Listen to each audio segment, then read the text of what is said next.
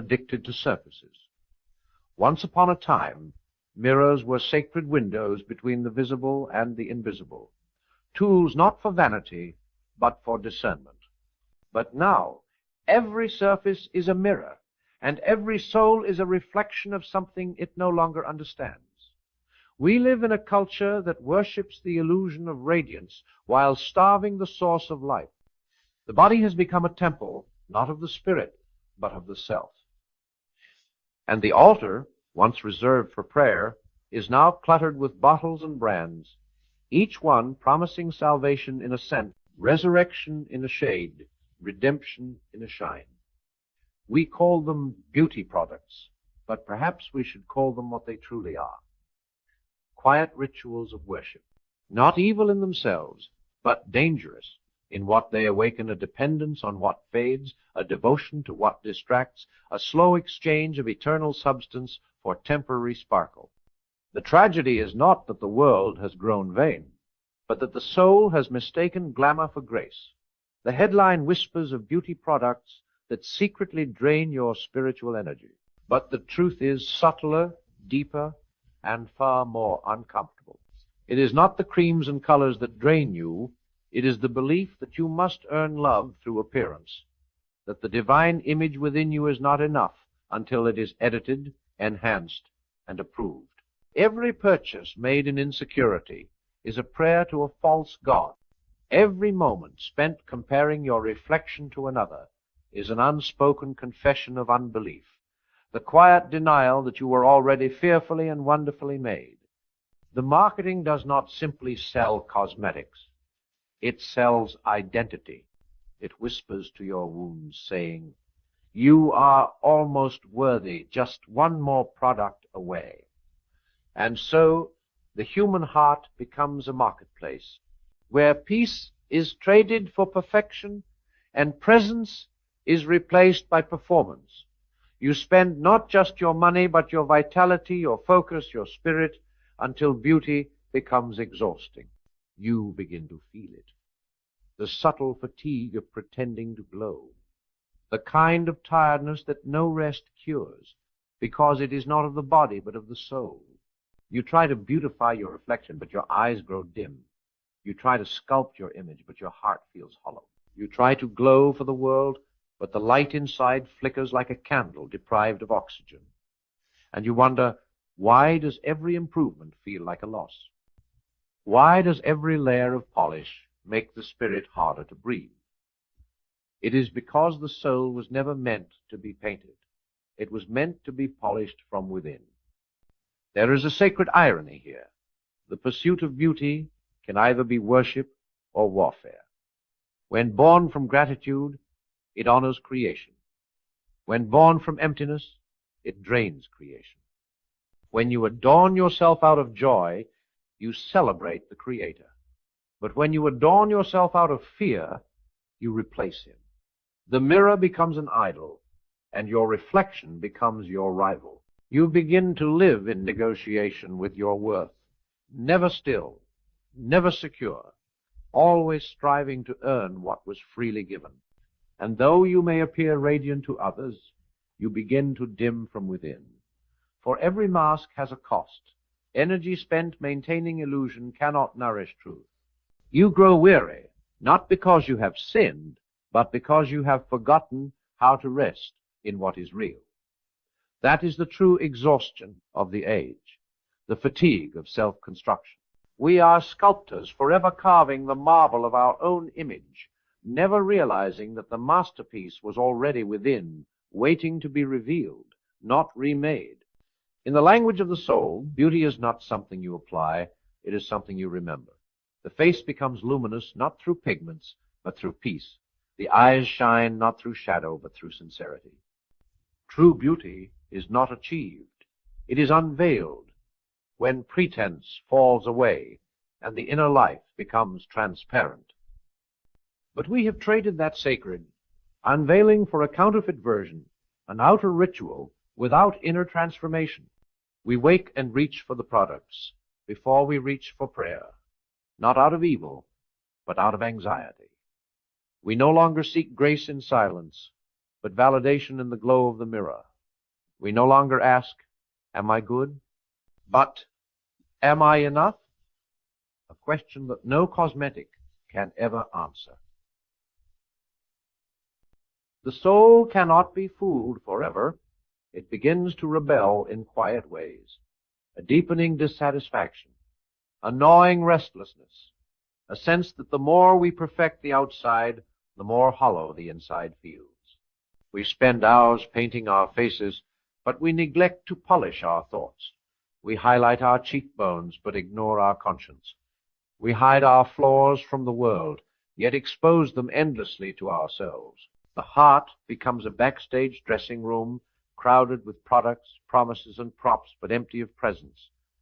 And in that emptiness, the spirit begins to whisper, at first softly, like a breeze through a forgotten chapel. You are not your reflection, but we are too busy adjusting our filters to listen. In truth, the spiritual energy that drains is not stolen, it is surrendered. Every moment spent seeking worth in the mirror is a moment spent forgetting who the mirror was meant to reflect. You are not called to shine as the world shines, with surface light that blinds but does not warm. You are called to glow as the soul glows steady, quiet, and alive with love. That light does not depend on symmetry or skin. It depends on sincerity. When the spirit is at peace, the face becomes its reflection. You cannot fake it. You can only allow it. The beauty industry can imitate radiance, but it cannot create it. Radiance is not cosmetic. It is moral. It is born when the soul aligns with truth, when love purifies intention, when humility dethrones vanity. But this world does not believe in humility. It confuses it with weakness. It teaches you that power comes from presentation, that attention is the new oxygen, that your worth depends on being seen, and so you begin to perform instead of live. The mirror becomes a stage, and every look, every gesture, every smile becomes choreography. You learn to act beautiful rather than to be beautiful. Yet deep inside, something resists. You long for rest. You long for a kind of beauty that cannot smear or fade. You long for a kind of confidence that does not collapse when you are alone. That longing is the memory of your origin, the faint echo of Eden within you. It is the soul remembering what it was before it learned to pretend. And if you listen to that longing long enough, something extraordinary happens. You begin to feel the difference between glamour and grace. Glamour exhausts because it demands constant upkeep. Grace renews because it flows from a source beyond yourself. Glamour feeds the ego. Grace feeds the heart. Glamour competes. Grace completes. Glamour attracts the gaze of others. Grace attracts the gaze of God. The world can imitate the first, but only heaven can give the second. And when grace becomes your beauty, you no longer wear it, you become it. You begin to radiate peace that cannot be packaged, confidence that cannot be sold, love that cannot be manufactured. You become luminous in the truest sense, lit from within. That is why the saints, the prophets, the truly awakened souls, those who owned no mirrors, wore no brands, sought no applause, shone with a light that still defies time. Their faces were not flawless, yet they glowed with something unmistakable, the calm certainty of belonging. They did not chase beauty. Beauty followed them. They did not perform holiness. Holiness poured through them. They were not admired for how they appeared, but revered for how they made others feel. Their presence beautified the world because it reminded others of their own forgotten light. And so the question is not whether beauty products drain your spiritual energy. It is whether your pursuit of beauty aligns with your spirit or consumes it. The bottle itself is neutral. The intention behind it is sacred. Do you seek to honor what God has given, or to compete with what he has given others? Do you adorn yourself in gratitude or in fear? For every act of adornment can be either worship or warfare, depending on where it begins. True beauty never demands exhaustion. It invites ease. It does not require hiding. It requires honesty. It is not the art of looking perfect, but the courage to appear as you are. And when you finally learn this, when you finally look into the mirror and see not a product to improve, but a soul to protect you, will understand what real radiance feels like. It is not loud. It is not performative. It is peace made visible. It is the quiet confidence of one who knows that they are already loved. And in that moment, the mirror becomes holy again. It ceases to be a tool of comparison and becomes an instrument of remembrance. You look into it, and instead of seeing flaws, you see the reflection of something eternal looking back. You see the spark of the divine, the image of love itself, the unfiltered truth of who you were before the world taught you to decorate your soul with fear. You will understand then that your task was never to become beautiful, but to become whole. The face will age, the colors will fade, the fashions will die, but the light that lives within the heart will outshine them all. For true beauty is not preserved by time. It is revealed through it. The more you let go of the illusion, the more radiant you become.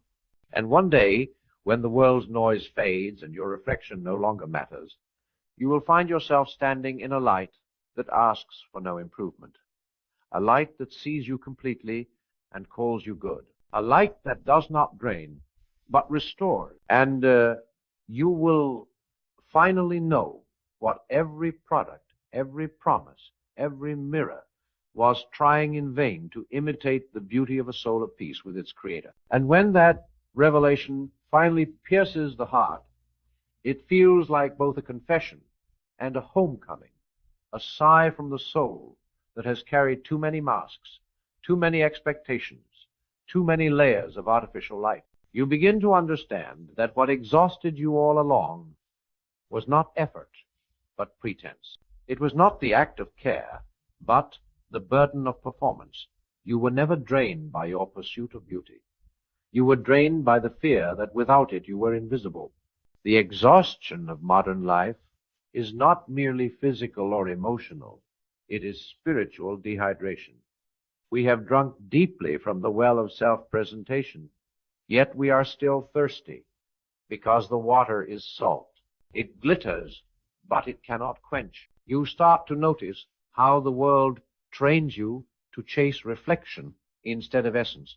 The mirror tells you to correct, not to connect. The industry whispers, become flawless, but the spirit whispers back, become free. And somewhere between those two voices, a war rages silently inside. Every advertisement becomes scripture for the insecure, and every purchase feels like a prayer for worth. The packaging speaks like prophecy, radiance, renewal, perfection. And we buy these promises as though they could baptize us from the sin of imperfection. But what they offer is not resurrection, only repetition, a cycle of self-doubt disguised as self-care. The most subtle deception of all is that these products never demand your belief. They demand your attention. They do not need your worship, only your weariness. For the weary soul is easiest to influence. It will reach for anything that promises relief. But spiritual energy leaks not through the hands that buy, but through the heart that forgets. You lose strength not because you seek beauty, but because you seek it outside yourself. You grow weaker not because you adorn your skin, but because you abandon your spirit in the process. And yet, grace waits patiently beneath it all. It does not condemn your vanity. It redeems your longing. For even in the shallowest desires, there lies a sacred seed, the yearning to be seen, to be loved, to be radiant. That yearning was never wrong. It was simply misplaced. The soul wants to shine, but it has mistaken the source of its light. It has forgotten that true radiance is not applied to the surface, but awakened from the depths. What the world calls beauty, heaven calls being. And the day you remember that difference, the entire hierarchy of your values begins to invert. You begin to realize that every ritual of self-decoration can become either idolatry or prayer, depending on intention. If you paint your face in fear, you hide from yourself. But if you paint it in gratitude, you express yourself. If you adorn yourself to compete, you lose power. But if you adorn yourself to celebrate, you amplify it. The act does not define the energy. The spirit behind it does. The same brush that can conceal can also reveal. The same mirror that enslaves can also enlighten. For when the heart is pure, even the simplest ritual becomes sacred. When the heart is vain, even the holiest act becomes hollow. This is why the saints spoke of purity, not as cleanliness, but as clarity. To be pure is to be undivided, to have your outer and inner life aligned, your motives transparent, your desires honest. It is not to reject beauty, but to redeem it. The pure heart is not blind to appearance. It simply refuses to worship it. It sees beauty not as possession, but as participation, a way of reflecting the divine order that shaped all creation. When you begin to live in that purity, the entire world becomes beautiful again, because you see not with the eye of comparison, but with the eye of wonder. And wonder is the truest antidote to vanity. Where vanity demands attention, wonder gives it. Where vanity consumes, wonder contemplates. Where vanity drains, wonder restores. The moment you look at a sunrise, a flower, a face, and feel awe instead of envy, in that moment, your soul regains its balance. You realize that beauty was never something to be earned, only recognized. You were born in it, surrounded by it, sustained by it. Every breath you take is an act of participation in the divine artistry of existence. But how far we have wandered from that truth. We scroll through illusions and call it inspiration. We consume faces until we forget their humanity. We study features instead of character, filters instead of faith. We are drowning in imagery, but starving for intimacy. And slowly, almost imperceptibly, the heart begins to ache, not from lack of attention, but from lack of authenticity. You can see it in the eyes of those who have everything the world calls beautiful, a quiet sadness that no applause can heal. Because the soul cannot feed on admiration. It needs understanding. And the more we trade authenticity for aesthetics, the more spiritually anemic we become. The greatest tragedy is not that we chase false beauty. It is that we forget our real one. You were not made to compete with others. You were made to complete creation. You were not designed to impress. You were designed to express the infinite through the finite, to reveal eternity in the fragile language of form. The divine image is not a design flaw that needs correction. It is perfection misunderstood. Every wrinkle, every scar, every asymmetry carries a story that no filter can tell. To erase it is to erase your testament. So learn to see with new eyes. The product that promises radiance cannot give what only peace provides. The cream that promises renewal cannot replace forgiveness. The scent that promises confidence cannot equal conviction. These are not enemies. They are imitations, beautiful illusions pointing toward a forgotten truth. They drain you not because they are evil, but because you use them to fill a void they were never meant to fill. Only love can fill that. Only surrender. Only the courage to be seen as you are, without needing to perform the self you think others want. And one day, after the rituals lose their thrill, you will stand before the mirror in quiet clarity. You will look at your reflection not as a battlefield, but as a blessing. You will touch your face gently, as if touching sacred ground. and you will whisper to yourself, I am still here. That whisper will heal more than any product ever could, because it will come from truth, and truth does not age, does not fade, does not drain, it renews. It will remind you that your worth was never in your reflection, but in your reflection of love itself. And that is the secret the world forgot. The most beautiful face is not the one most admired, but the one most at peace. The most radiant soul is not the one that glows with youth, but the one that glows with gratitude. The truest beauty ritual is not found in a bottle, but in a life lived with grace, a life that gives more light than it consumes. And when you live like that, you become what every product tries to imitate: effortless, luminous, alive. The soul that knows this truth cannot be drained, for it no longer depends on the fleeting. It shines from a source that cannot be sold, cannot be stolen, cannot be studied. It draws from eternity itself. And one day, when all the mirrors of the world crack and fade, when the colors peel and the faces age, that soul will still be radiant, untouched, unchanging, unbreakable. For it was never decorated. It was divine. It was never applied. It was awakened. It was never manufactured. It was born of love. And in that final revelation, when you see yourself not as a consumer of beauty, but as its vessel, not as an object of admiration, but as an instrument of light, you will understand what it means to be truly adorned, not with powder or pigment, but with peace. The kind of beauty that cannot drain, because it does not depend on what fades. The kind of beauty that blesses rather than competes. The kind of beauty that does not mirror the world, but transforms it. The kind of beauty that heaven recognizes as its own.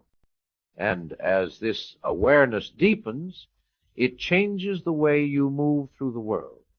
You no longer enter a room seeking to be noticed. You enter it seeking to notice. The eyes that once searched for approval now search for meaning. The hands that once reached for products now reach for people. The heart that once raced to be perfect now rests in being present. You begin to understand that real beauty is not something you carry on your skin. It is something that moves through your presence, unseen yet undeniable. It is the lightness in your voice when you speak truth. It is the gentleness in your eyes when you forgive. It is the stillness in your soul when you no longer need to prove anything. The world does not know what to do with that kind of beauty, because it cannot be packaged. It cannot be sold or stolen, cannot be applied or filtered. It makes the artificial look loud, the fabricated look fragile, because when you meet a truly beautiful soul, everything else feels excessive. You sense in them something eternal, a kind of serenity that makes you want to stand taller, breathe slower, live cleaner. Their presence is a mirror that reflects not your flaws, but your forgotten goodness. You leave their company, not envying their glow, but remembering your own. And that is how the divine restores the balance through those who no longer chase radiance, but become it. They are not saints in robes, nor mystics in solitude, but ordinary souls who have stopped bowing to false gods. They do not reject beauty, they redeem it. They use the mirror not to measure themselves, but to remind themselves that they are made in the image of something vast, gentle, and infinite. They adorn their faces with love, not to hide insecurity, but to express joy. They move through life not performing, but revealing the quiet power of one who is at peace with their reflection. Yet make no mistake, this awakening does not happen once. It happens daily in the quiet battlefield of the mind, where temptation whispers softly, you could be better if only. And every day you must answer back with truth. I am already enough, and I am still becoming. For true self-love is not denial of growth, but refusal of shame. It is the decision to evolve without self-hatred, to let go of what dims you without despising who you were. Every time you choose authenticity over approval, you reclaim a piece of your spiritual energy. Every time you look in the mirror and see a soul rather than a face, you reclaim more light. Every time you choose gratitude instead of comparison, humility instead of performance, compassion instead of competition, you grow more luminous than before. And slowly, without effort, you become something rare in this world, a being who glows without trying. You begin to see beauty not as a prize, but as a presence, one that deepens with kindness, expands with wisdom, and endures through suffering. You see that every wrinkle is not a flaw, but a trace of laughter. Every scar, not an imperfection, but a chapter of survival. You stop apologizing for the body that carried you, the face that weathered time, the soul that refused to quit. And in that surrender, you grow radiant with a light that cannot fade, because it does not belong to you, it flows through you.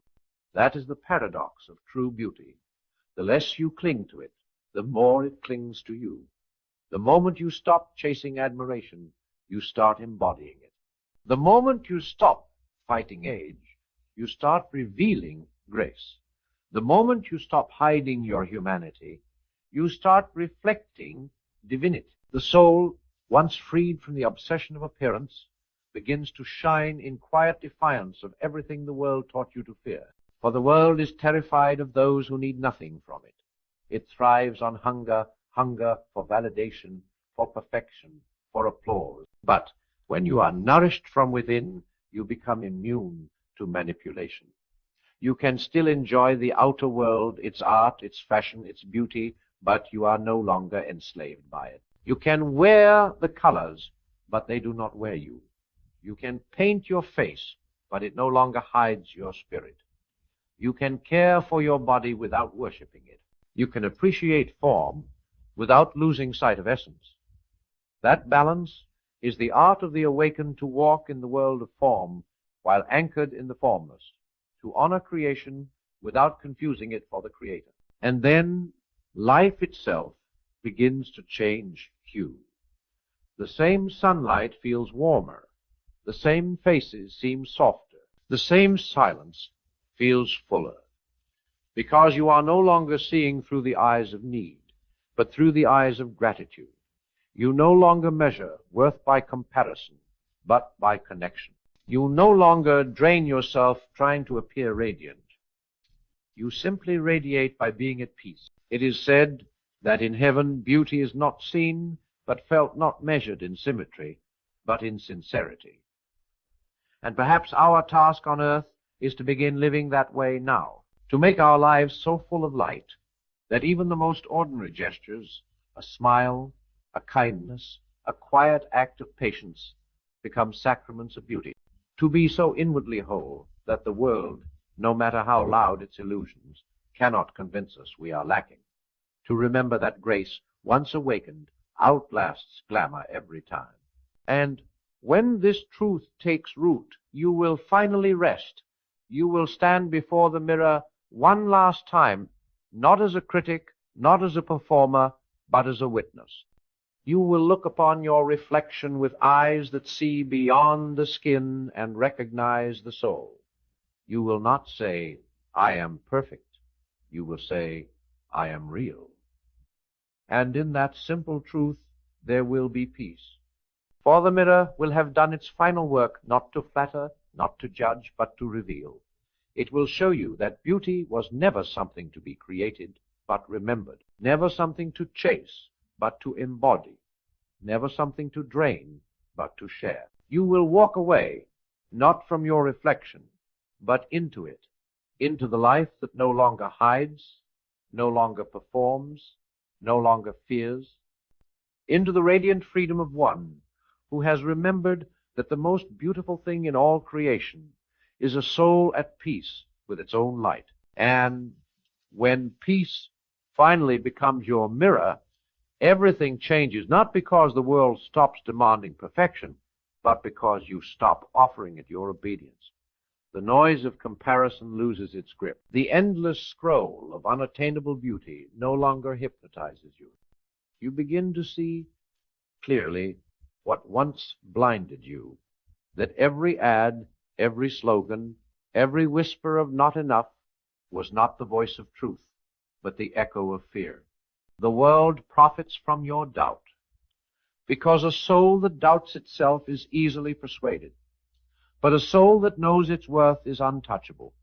It cannot be marketed to, manipulated, or molded. It is sovereign, and that is the kind of power the world cannot imitate. You begin to move through your days differently. The rituals that once drained, you begin to transform into prayers. The act of washing your face becomes an act of renewal. The moment you apply color becomes an expression of gratitude for the canvas you've been given. The mirror, once a site of judgment, becomes a site of communion. You no longer adorn yourself to be seen. You adorn yourself to express reverence for life. Your reflection ceases to be an enemy. It becomes a friend who reminds you daily that divinity wears human skin. And the light that begins to emerge from you, it is not the frantic glow of performance, but the steady warmth of alignment. People will feel it before they see it. They will not call it beauty, though that is what it is. They will call it peace, presence, grace, kindness. They will not know what to name it, because it will not resemble the beauty they have been taught to recognize. It will not sparkle. It will soothe. It will not impress. It will inspire. It will not demand attention. It will draw it naturally, as light does to darkness. And perhaps, without realizing it, you will become a quiet revolution. You will no longer preach perfection. You will embody truth. You will become the proof that a person can be both radiant and real, both ordinary and divine. You will remind others that their worth was never conditional, that beauty was never a competition, that no amount of external polish can replace the luminosity of an awakened soul. You will not need to condemn the world that worships false light. Your existence will expose its shallowness.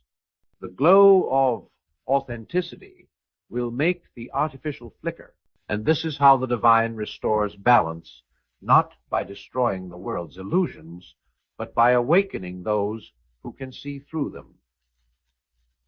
The true rebellion of the Spirit is not rejection, but redefinition. It is not to scorn what is beautiful, but to reclaim what beauty truly means. It is not to shatter the mirror, but to cleanse it. When you stop looking at your reflection as a verdict and start seeing it as a vessel, the mirror becomes holy again. It reflects not vanity, but vision. It shows not what you are lacking, but what you carry. And what you carry is vast. There are galaxies behind your gaze, oceans in your breath, eternity humming in your heartbeat. The same intelligence that shaped the stars shaped your eyes. The same light that burns in the sun burns in your soul. You are not a fragment of beauty. You are its evidence. You are not a product of perfection. You are a process of becoming. Every line, every flaw, every scar is proof that you were not built by accident. The divine did not design you to be flawless. It designed you to be faithful. Faithful to your growth, to your purpose, to the truth that cannot fade. You will begin to live as one who no longer leaks energy through pretense. Your focus will sharpen, your presence deepen, your joy steady. You will discover that the more authentic you become, the more energy returns to you. Because truth is not heavy, lies are. The moment you stop pretending, the soul stops leaking. The moment you stop performing, the spirit begins to flow again. You will feel lighter, not because you've lost anything, but because you've let go of everything that was not you. The world around you will not change immediately, but your way of seeing it will. You will look at others and feel compassion where you once felt comparison. You will see through the masks they wear, not with judgment, but with tenderness. You will understand that everyone is fighting the same quiet war, the war between who they appear to be and who they truly are. And instead of competing with their illusion, you will call to their truth. You will speak words that heal instead of harm. eyes that bless instead of measure. You will move through the world like a quiet reminder that peace is still possible, that holiness can exist in the midst of chaos, that love still walks among us disguised as ordinary faces. And one day, when you least expect it, you will see your reflection again, perhaps in a window or a river or the eyes of someone you've helped, and it will startle you, not because you look different, but because you feel different. You will realize that you are no longer searching for beauty.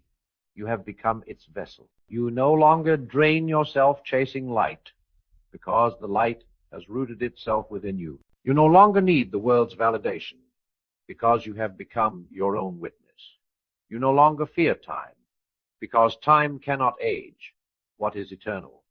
And that is the great secret. Beauty is not youth. It is truth. It is not symmetry. It is sincerity. It is not the absence of imperfection, but the presence of love. When the spirit remembers this, the face glows, the voice softens, the hands give freely. That glow cannot be faked, because it is the soul's signature. It comes only when you have stopped performing for love and started being loved. And when you reach that place, you will understand what all the saints, sages, and poets meant when they spoke of divine radiance. You will understand why Moses' face shone when he descended from the mountain, why the mystics spoke of inner light, why heaven is described as brilliance. For it is not light you put on, it is light that you uncover, light that you have carried all along. And when your time here ends, when all the bottles are empty and the mirrors darken, that light will remain. It will not fade with your body, because it never belonged to your body. It will pass through the veil unbroken, joining the great sea of illumination that has no name, no form, no boundary. And in that eternal radiance, you will finally understand that nothing in this world ever truly drained you. It only invited you to remember where your light was coming from. You were never meant to chase beauty. You were meant to become the proof that divine love can live in human form, fragile, flawed, radiant, and free. And when the world sees you like that, it will know, without a word spoken, that heaven still breathes among us. And as that final understanding settles into the marrow of your being, life ceases to feel like a performance and begins to unfold like prayer. You walk slower, you breathe deeper, you listen longer. You begin to treat every moment as sacred, not because it flatters you, but because it reveals you. You no longer divide your days between the spiritual and the ordinary. You begin to see that they were never separate. Every sunrise is a benediction.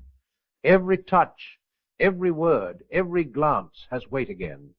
Even the act of waking becomes a kind of resurrection. And what a quiet, extraordinary freedom this is, to live without needing to impress, without the ache of constant approval. You begin to sense that all along you were being called not to be flawless, but to be faithful to the truth that moves through you, to the light that asks only to be expressed. You begin to feel beauty not as something seen, but as something felt, an invisible current flowing through all things.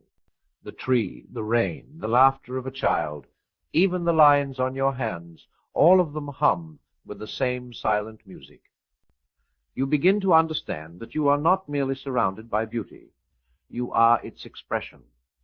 The world outside is only echoing what already exists within. And this realization changes everything about desire. You no longer chase, because you have learned to attract not by effort, but by alignment. You attract peace by being peaceful. You attract love by being loving. You attract truth by being true. And what once felt like a relentless pursuit now feels like a returning. You return to simplicity, to honesty, to humility. You return to the center where all striving ends and joy quietly begins. The light you carry becomes gentle, not proud. It does not demand attention. It grants it. It listens. It notices. It forgives. You find yourself drawn to those who have suffered, those who have fallen, those whose beauty the world has overlooked because you recognize them. You see in them the same divine spark that once flickered faintly within you, and in your seeing it reignites. You learn that to bless is to give back what you have received, the grace of being seen without judgment. It is then that you realize the greatest miracle of transformation. True beauty is contagious. It does not compete, it completes. It does not diminish others, it awakens them. When a soul is at peace, everyone who meets it remembers something they had forgotten. A calm person calms others. A kind heart softens others. A truthful soul frees others. This is how light multiplies quietly, invisibly, effortlessly. One awakened heart becomes 100, and 100 become 1,000. The radiance of one soul that refuses to bow to vanity can redeem an entire generation's definition of worth. And perhaps that is the true purpose behind every struggle you've endured, the exhaustion, the comparison, the emptiness. It was never to destroy you, but to teach you where your power does not come from. You had to lose yourself in false reflections so that one day you could recognize the real one. You had to chase artificial light to remember the Sunday. You had to be drained to realize where the wellspring truly lies. Because the spirit cannot awaken in theory. It awakens in hunger, in fatigue, in the deep ache of forgetting. And when it finally remembers, the joy is unspeakable. So now, when you see a face consumed by insecurity or a soul lost in illusion, do not judge them, pray for them. They are you in another time. Offer them not correction, but compassion, for it is kindness, not condemnation, that breaks the spell. It is gentleness, not guilt, that opens the eye. And if they mock you, if they do not understand your peace, smile. The light never argues with darkness. It simply shines. In time, your life itself becomes your sermon. You will not need to speak of spiritual energy or hidden drains. You will embody replenishment. You will walk through crowds without losing your stillness. You will face mirrors without losing your soul. You will hold beauty in your hands and no longer mistake it for worth. You will begin to see that even the most fragile things, makeup, perfume, adornment, can become sacred when used in gratitude instead of greed. The sin was never in the object. It was in the obsession. And when love replaces obsession, everything becomes holy again. The way you touch your face becomes reverent. The way you greet others becomes radiant. The way you look at the world becomes redemptive. You begin to understand what it means to love the Lord your God with all your heart, with all your mind, and with all your strength, because now even your reflection is part of that love. You tend to it, not as an idol, but as a garden. You adorn it not as a display, but as devotion. You honor it, not because it defines you, but because it reminds you of the artist who shaped you. And as the years pass and the body changes, you will find no fear in the fading of what once was. For the face may lose youth, but the spirit gains depth. The light may shift from the skin to the eyes, from the eyes to the voice, from the voice to the silence that follows it. You will realize that every wrinkle is a scriptural verse written by time itself, a testament of laughter, endurance, tenderness, and prayer. You will look at yourself and see not loss, but layers of grace. And when that day comes, when you can look at your reflection and feel only gratitude, you will know that your beauty has matured into wisdom. You will know that you have become the kind of person whose peace is more persuasive than their perfection. You will know that nothing, not even the glittering machinery of the world, can drain you anymore, because your light no longer depends on admiration. It depends on alignment. You will rise each morning not to improve yourself, but to express what is already divine within you. You will meet the day not with insecurity, but with invitation. Let this day be another chance to love. And the universe, always obedient to love, will respond in kind. Every encounter will mirror your state of grace. Every challenge will become a teacher. Every imperfection will turn to poetry. And one day, when your journey reaches its last dawn, and your body returns to the dust it borrowed, that light pure, undiminished, will rise from you like breath returning to its source. The face you once painted, powdered, and perfected will fade, but the radiance that once shone behind it will not, for it was never yours alone.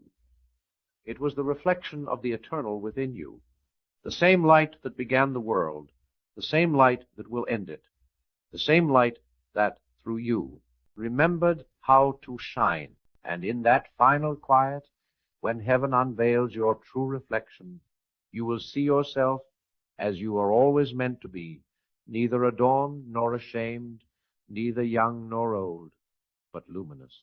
The soul that once sought beauty will have become beauty. The seeker will have become what they sought. The mirror will finally disappear, for there will be no separation left between the image and the source, between the seen and the seer. Only light, only love, only God.